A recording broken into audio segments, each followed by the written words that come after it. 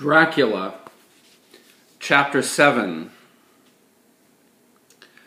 Van Helsing led the way. Jonathan, Arthur, and Dr. Seward followed. They were in Carfax Abbey, looking for Dracula's boxes. The men hurried through the big old house. They had to work in the day while Dracula slept. He could not harm them while the sun was in the sky.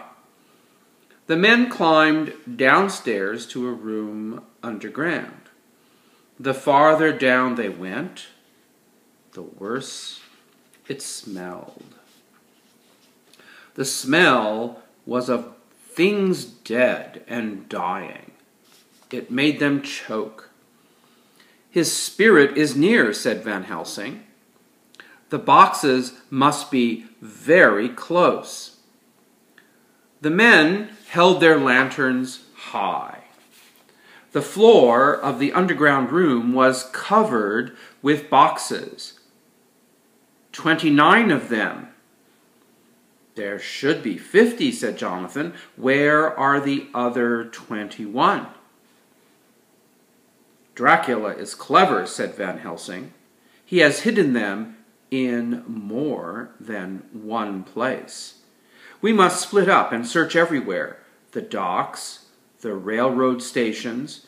We must find those other boxes. But first, let us destroy these." While the men were away, Mina was at home alone. At 10 o'clock she went to bed. Before long, she heard a quiet hissing sound. At first, she could see nothing in the dark. Then a cold, misty cloud crept over to her bed. It changed its shape into something long and dark, something with a white face and wild red eyes. Mina could not tell if she was dreaming. She felt too heavy to speak, too heavy to move. The red eyes came closer and closer. Then everything turned black. When Jonathan came home, Mina was sound asleep. She slept very late the next day. When she woke, she was tired and weak. She felt like crying, but she did not know why. Jonathan did not see that anything was wrong, not that day or the next. He and the others were working hard to find the missing boxes, so hard that they did not notice what was happening to Mina. Dracula was drinking Mina's blood. Every night he came to her in a cloud. Every day she got weaker. She grew afraid of her strange, dark dreams. But by day it was hard to remember them. Then one day Arthur came to Van Helsing with good news. "I have found out where the missing boxes are," he said. "An old man who works at the railroad station told me.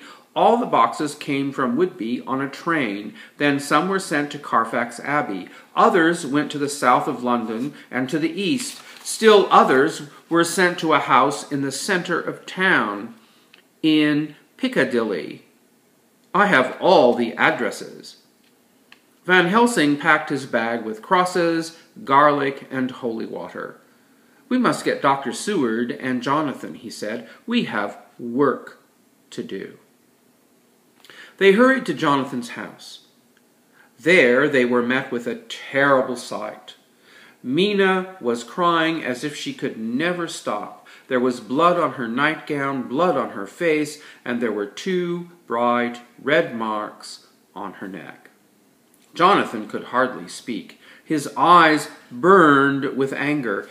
"He has been here," he said at last. "That monster, Dracula, he has been feeding on Mina's blood." "He told me he would kill Jonathan if I made a sound," cried Mina, "and after he drank my blood, he—" She had trouble saying it. "What, my dear?" asked Van Helsing. "He cut his chest. He made me drink his blood."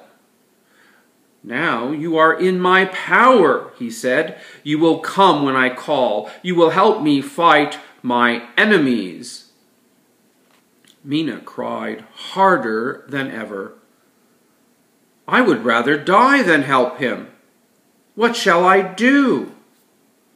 "Wait here," said Van Helsing. "Try to rest. If our work goes well, you will have nothing to fear." Jonathan took Mina back to her room. After a while, he joined his friends. "We must hurry," said Van Helsing, "before Dracula's power over Mina grows any stronger. We have destroyed the 29 boxes at Carfax. Now we must find the others. Arthur, you and Seward will work together. Destroy the boxes in the south of London. Jonathan and I will take care of the boxes in the east. Then let us all meet at the house in Piccadilly." The men hurried off. Hours later, they were together again in Piccadilly. Arthur and Seward had destroyed 9 boxes. Jonathan and Van Helsing had destroyed 11. Now Jonathan was adding numbers in his head. Carfax 29, South and East London 12, Piccadilly 8. Altogether, they had found 49 boxes. One was still missing.